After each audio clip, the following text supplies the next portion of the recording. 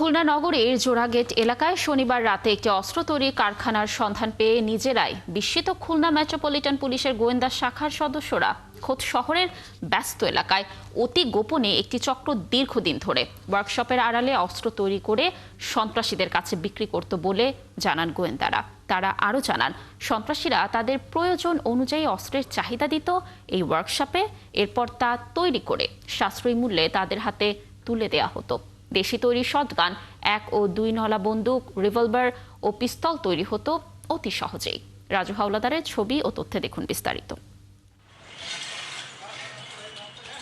নগরীর জোড়াগেট এলাকায় সেমিপাকা এই ঘরে তৈরি হতো দেশি অস্ত্র। পুলিশ জানায় এখানে মূলত ইস্পাত দিয়ে অস্ত্রের উপরের অংশ তৈরি হতো। ঢালাই করে যে জিনিসগুলা তৈরি করতে হয় সেই জিনিসগুলা এখানে তৈরি হইতেছে। এর ফিনিশিং এর যে জিনিসগুলা, ধরেন বাটের কাঠের অংশ, তারপরে আপনার স্প্রিং, এগুলো আবার অন্য জায়গায় সংযোজন হয়। গোয়েন্দারা আরও জানান, দীর্ঘদিন ধরে একটি চক্র ওই কারখানায় আগ্নেয়াস্ত্রের বিভিন্ন যন্ত্রাংশ তৈরি করত, পরে সরবরাহ করত দেশের বিভিন্ন এলাকায়।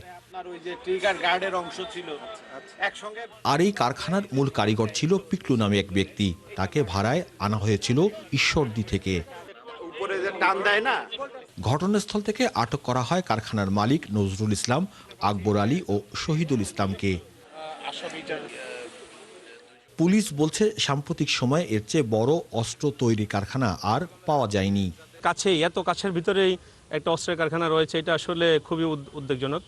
তো এই ধরনের কাহিনী আসলে মানা যায় না, যে একটা মেট্রোপলিটনের ভিতরে অস্ত্রের কারখানা থাকবে আর আমরা কেউ জানবো না, এটা হতে পারে না। গোয়েন্দা কর্মকর্তারা আরও জানান, উদ্ধার হওয়া অস্ত্র তৈরির সরঞ্জাম দিয়ে একটি বড় সন্ত্রাসী চক্রের অস্ত্র তৈরি হচ্ছিল বলে তারা প্রাথমিক তথ্য পেয়েছে। কনক রহমান, ৭১।